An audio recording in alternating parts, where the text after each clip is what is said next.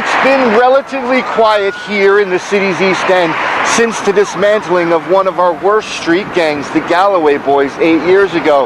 The Toronto police say there's recently been a resurgence of the once notorious gang. And the young thugs who are running G-Way these days, just like their predecessors, are packing firearms and they're not afraid to use them.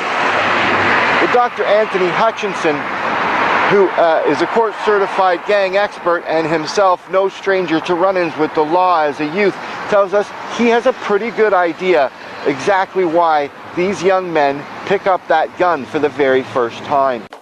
You're dealing with a fragmented identity, you're dealing with a complete sense of entitlement, and you're basically dealing with a person who doesn't feel that they owe their own nation anything.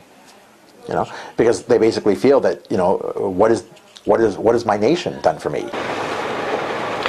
Hutchinson claims that the Galloway Boys became all-powerful back in the day after a robbery at a gun collector's home in their neighborhood, which allowed them to arm themselves to the teeth.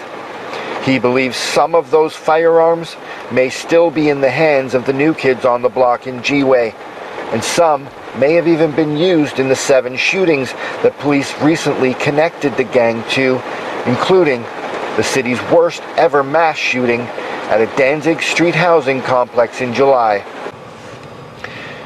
The police have said that there is a power struggle going on currently between old and new Galloway Boy members, and that may be responsible for at least some of the violence in the city's East End recently. However, Hutchinson is convinced that former Galloway Boys leader T-Sean Riley is still pulling the gang's strings from prison, where he's serving 2 concurrent life sentences.